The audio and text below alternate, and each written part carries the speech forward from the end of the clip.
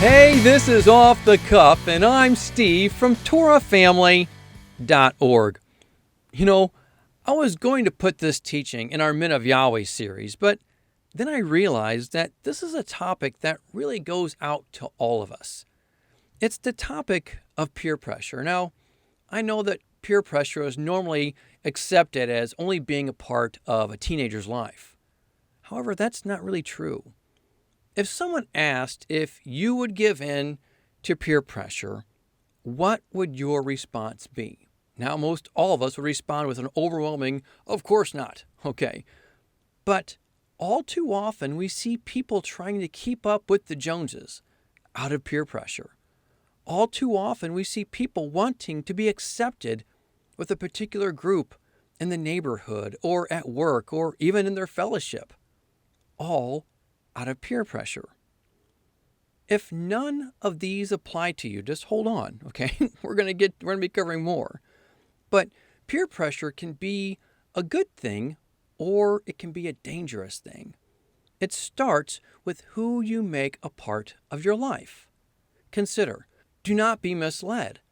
Bad company corrupts good character. So, do those who are in your life influence you toward a holy lifestyle in the Word or in the ways of the world? You know, wrong people can affect your life if you allow them to. All the while, we should be allowing the Spirit to influence us. Consider Matthew 27.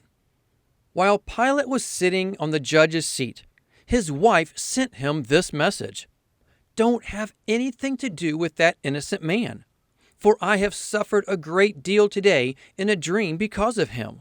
But the chief priests and the elders persuaded the crowd to ask for Barabbas and to have Jesus executed. "Which of the two do you want me to release to you?" asked the governor. "Barabbas," they answered. "What shall I do then with Jesus, who is called Christ?" Pilate asked. They all answered, "Crucify him." "Why? What crime has he committed?" asked Pilate. But they shouted all the louder, "Crucify him." When Pilate saw that he was getting nowhere, but instead an uproar was starting, he took water and washed his hands in front of the crowd. "I am innocent of this man's blood," he said. "It is your responsibility." And all the people answered, "Let his blood be on us and on our children." Pilate gave in to the crowds around him. In so doing, he allowed the crucifixion of Yeshua. So, how about you? Do you crucify Yeshua when you give in to peer pressure? And please note, this pressure came from religious people. Everyone has different kinds of peer pressure. So, where does your peer pressure lead you? Are you willing to stand up against it? That being said, we often think of negative peer pressure only coming from bad influences found in the world. But that's not always the case. Negative influences can come from good friends just the same. That's right, from good friends just the same. What if a good friend starts talking in a negative light about another person? The pressure from the peer at that moment is to accept or agree with them. The pressure could be implied that they want you to join in with that negative talk as well. So, do you give in or do you stand up against it? You see, negative influence can come from anyone at any time. Once that influence comes, the pressure's on. The ball falls immediately into your court. What do you do with it? Do you fall to the pressure or do you stand up under it?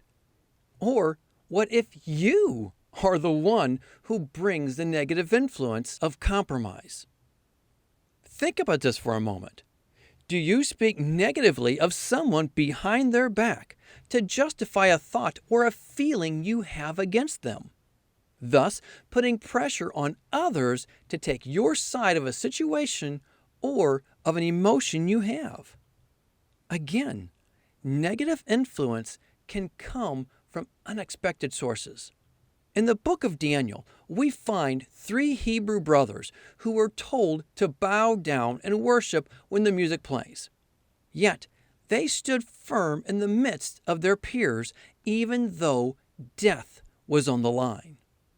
Again, it's in examples like this that we think the bad peer pressure comes from the world. But negative peer pressure can come from anyone.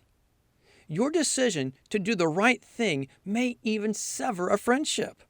So, are you willing to do the right thing even if it would bring such a result? As I've heard it said once before, if you can't stand up for something, you'll fall for anything. So, in the question of falling to peer pressure, the answer is determined in what you are standing for, or if you're even standing at all. As Isaiah 7:9 concludes, if you do not stand firm in your faith, you will not stand at all. Let me say that again. If you do not stand firm in your faith, you will not stand at all. How is your stand in the Word today? Do you allow others to determine how you live or what you believe? Do you let others sway you to treat others with disdain behind their back? Don't fall to peer pressure anymore. When it comes right down to it, there are multiple ways that we can succumb to peer pressure. Everywhere. It's all around us. This is all the more reason why we should follow the words of encouragement given to us in 1 Corinthians chapter 16. It says, be on your guard, stand firm in the faith, be men of courage, be strong. Consider even the words that David said to his son Solomon. 1 Kings chapter 2. I am about to go the way of all the earth, he said. So be strong. Show yourself a man and observe what Yahweh your God requires. Walk in his ways and keep his decrees and commands, his laws and his requirements, as written in the law of Moses, so that you may prosper in all you do and wherever you go. In other words, grow up. No more excuses. Sometimes I think we all need to have that same speech given to us. You know what I mean? So we should all follow the ways of Yahweh and be real men and women of Yahweh.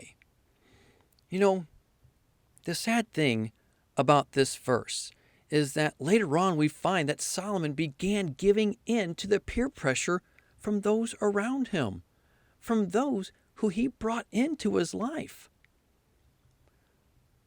Now here's a question. Are you giving in to a wrong influence even if it's coming from right people in your life? Let me say that again.